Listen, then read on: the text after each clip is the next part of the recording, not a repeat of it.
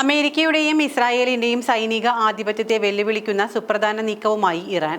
തങ്ങളുടെ ഏറ്റവും നൂതനമായ ആളില്ലാ യുദ്ധവിമാന വാഹനം ഷാഹദ് 149 ഗാസ ഇറാൻ പ്രവർത്തനക്ഷമമാക്കി.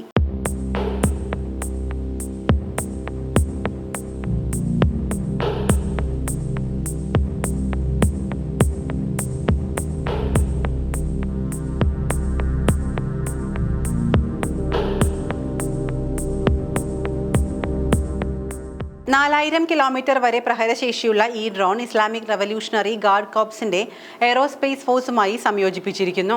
2021 അവതരിപ്പിക്കുകയും 2022 Islamic Revolutionary Guard Corps aerospace ഫോഴ്സിന് കൈമാറുകയും ചെയ്ത ഷാഹദ് 149 ഗാസ ഇറാന്റെ ഏറ്റവും നൂതനമായ ആളില്ലാ യുദ്ധ വ്യോമ വാഹനമാണ്. കൃത്യതയുള്ള ഗൈഡഡ് സ്ലൈഡ് ബോംബുകൾ ഉൾപ്പെടെ ഇതിന് 500 കിലോഗ്രാം വരെ പേലോഡ് വഹിക്കാൻ കഴിയും. വിപുലീകൃതമായ ദൗത്യങ്ങൾക്കായി രൂപകൽപ്പന ചെയ്തിരിക്കുന്ന ഈ ഡ്രോണിന് മണിക്കൂറിൽ 215 കിലോമീറ്റർ വേഗതയും 25 മണിക്കൂർ ഫ്ലൈയിംഗ് സഹിഷ്ണുതയുമുണ്ട്.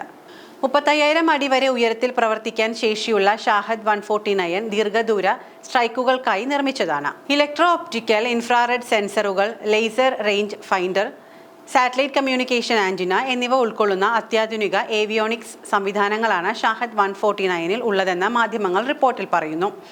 500 കിലോഗ്രാം ചുറ്റളവിൽ നിരീക്ഷണം നടത്താനും സ്റ്റെൽത്ത് എയർക്രാഫ്റ്റുകൾ കൃത്യമായി കണ്ടെത്താനും ഇതിന് കഴിയും. അതേസമയം റഷ്യയിൽ നിന്ന് അത്യാധുനിക സുഖോയ് 35 യുദ്ധവിമാനങ്ങൾ വാങ്ങിയെന്ന് ഇറാനിയൻ വിപ്ലവഗാർഡ് വൃത്തങ്ങൾ സ്ഥിരീകരിച്ചതായി പ്രാദേശിക മാധ്യമങ്ങൾ റിപ്പോർട്ട് ചെയ്തു. എത്രയെണ്ണം വാങ്ങിയെന്നത് ഇനിയും വെളിപ്പെടുത്തിയിട്ടില്ല. യുദ്ധവിമാനങ്ങൾ ഇറാനിൽ എത്തിയോ എന്നതും വ്യക്തമാക്കിയിട്ടില്ല. ആധുനിക ഇറാൻ രൂപീകൃതമായ 1979 ഇസ്ലാമിക വിപ്ലവത്തിന് മുൻപ് അമേരിക്ക നൽകിയ പഴഞ്ചൻ വിമാനങ്ങളിൽ കുറച്ചെണ്ണമാണ് നിലവിൽ ഇറാന്റെ പക്കലുള്ളത്. എന്തുതന്നെ ആയാലും വെടിനിർത്തൽ കരാറിന്റെ അവസാനം അപ്രതീക്ഷിത നീക്കങ്ങളിലേക്ക് ഇസ്രായേൽ കടന്നാൽ അതിനെ പ്രതിരോധിക്കാൻ പ്രതിരോധ നിര ശക്തിപ്പെടുത്താൻ തന്നെയാണ് ഇറാന്റെ തീരുമാനമെന്നാണ് ഇതിലൂടെയെല്ലാം വ്യക്തമാകുന്നത്.